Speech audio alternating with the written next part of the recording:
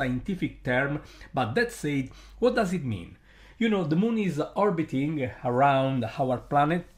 It takes a bit less than 1 month to the moon to complete an orbit around us. And while it is doing that, during that 1 month long journey, you can see the moon just changing the phase from new moon, first quarter, full moon, last quarter, and new moon again before a new cycle is started, okay?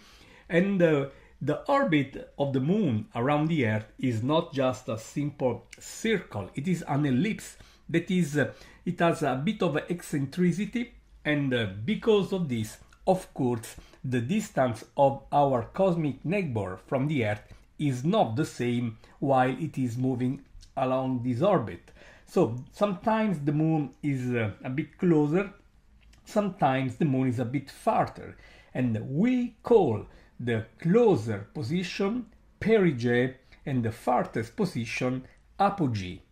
So when the moon is close to its perigee, it is a bit closer, okay? It could be a few percent closer than an average moon. And what happens if the moon is at the perigee and at the same time is close to the full phase, like has happened now, for example? Well, at that point you have a full moon a bit closer than usual, and this is why you will see a bit larger in the sky, okay? But a few percent, I really believe that nobody will be able to recognize that this full moon is a bit larger, about 5% than an average full moon, because the difference is very small and we don't have memory of the previous of the average moon, but mainly because it is a very marginal difference. Anyway, it is a few percent larger, tonight full moon a few percent larger than an average full moon, and a bit brighter, okay? And out there they started using this term supermoon just to describe this condition. A full moon close to its perigee, okay? Making it a bit larger and brighter simply because it is a bit closer. But as I said, and as I still want to repeat, this has nothing very special, nothing revolutionary as for what you will see of the moon. But still I find this term quite efficient, as I said, to bring to you the idea behind it, the idea that we try to explain right now. And I'm happy if that idea and that term will just invite you, will promote, I mean, the experience of the sky. If you will go out there and look at the moon, and you will discover that there is such a beautiful sky over there, thanks to the supermoon idea, I'm happy with the supermoon. So I invite you, all of you listening to me right now, at some point of your evening, just go out there and enjoy with your own eyes the full moon. And this time you can do this basically from everywhere. There are no limitation because of light pollution, because the moon is of course very bright. And right now the moon is a source of light by itself, okay? It's just sending back to the earth the fraction of the light it is receiving from the sun. And you know, we the astronomers, while I love the moon for many reasons, well, when the full moon is out there, there is so many moonlight around that we see just a few stars like in a big city, and so very often we take the time around the full moon to take some sleep, to take some relax. But as I said, that is at least a natural source of light, nothing to do with the pollution from artificial light. Just to make this clear, and I strongly suggest you to find your time to look the moon with your very own eyes.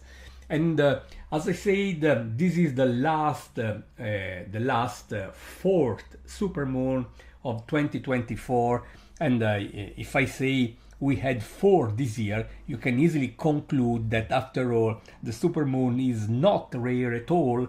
Having 4 in 1 year, it's basically almost 40% or so, so it is not rare at all.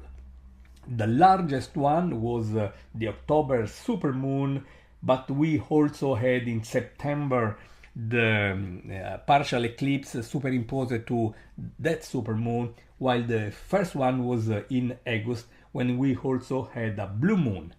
So this year we had plenty of supermoons, just limiting ourselves to the full moon, because you can have the full moon during the lunar perigee, and we call it this supermoon, which is not a scientific term, I repeat, but you can even find someone considering supermoon even the new moons, but by definition you cannot see the new moon in the sky because it is somewhere between us and the sun, unless it is not perfectly aligned with the earth and the sun to create a solar eclipse. And we had that situation a few years ago. That is a supermoon at new moon during solar eclipse, but that is quite rare. So this is why, after all, just the full supermoons are of interest for the general public, I would say for everyone.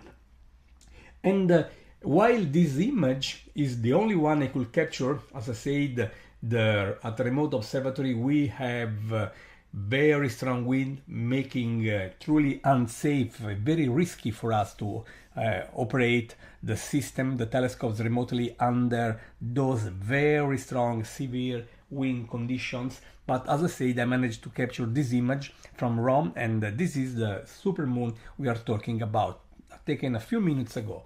And I also want to share with you an image I did in the past, and this has nothing to do, I underline, with the full moon we are talking about.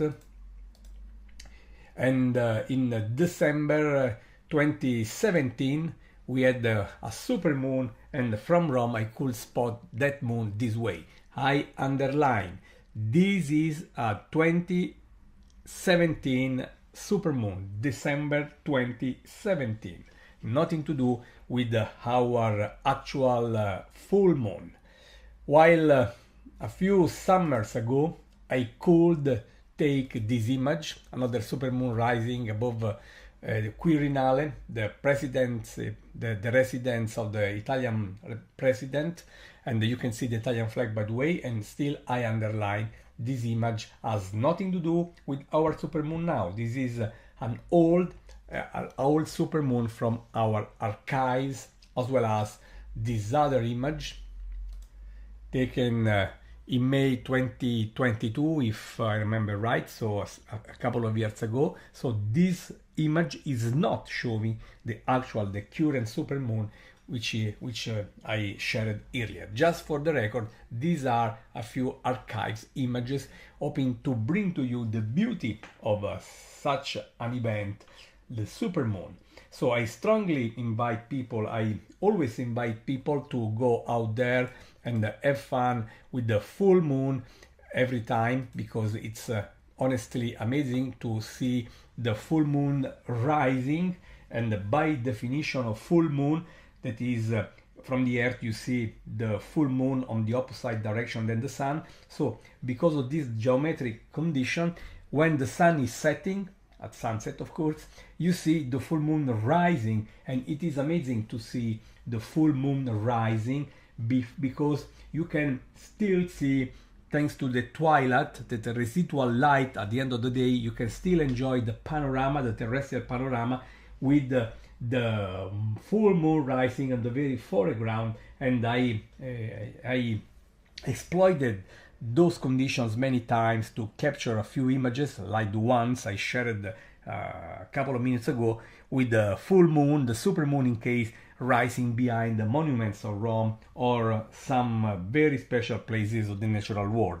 So while the full moon is amazing at any time, I still find it much more interesting during at dusk, that is at sunset when the full moon rises, or at dawn when the full moon is setting, my friends. So unfortunately, as I said, we could not operate our robotic telescopes remotely because there is very strong, truly severe wind at our remote observatory, and it will be honestly crazy and unsafe to operate those telescopes under those extreme weather conditions. So I was lucky to capture this image from my apartment here in Rome, and this is the Beaver supermoon, the last full moon of this year, the last of 4 supermoons in a row.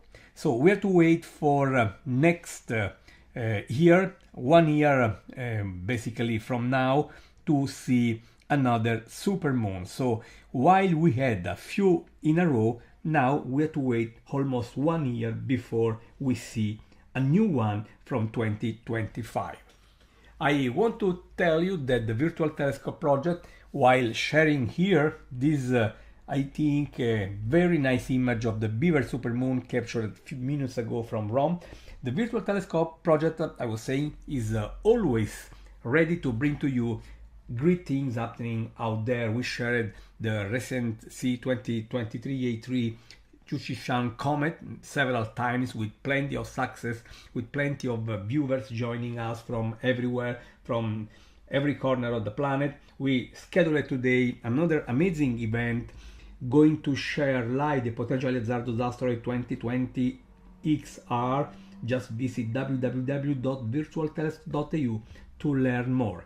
I strongly suggest you to subscribe our YouTube channel. Just click on the bell. You can easily locate the bell just moving the mouse on the video window you are seeing now. You can also join our Facebook page, the Virtual Telescope Project page on Facebook. This way you will always learn when something new is just happening, when something new is rising above the horizon, and when the Virtual Telescope Project is sitting on the first row to bring the experience live to you, no matter where you are on the planet, just perhaps sitting in your living room connected with us, with our robotic and state-of-the-art technology here in Rome, Manciano, Italy, in the beautiful countryside of the Maremma in Tuscany. That said, my friend, I hope that despite the unfavorable weather, this image I could capture a few minutes ago of the Beaver supermoon, the last of the year after 3 previous ones, 4 full moons in a row after all, could be, for you, a nice opportunity to get inspired to go out there right now if you are in Europe, or pretty soon if you are in the Americas. As soon as the evening will reach you, just go out there and enjoy the full moon at sunset as it rises. That said, please consider if you want to support our project.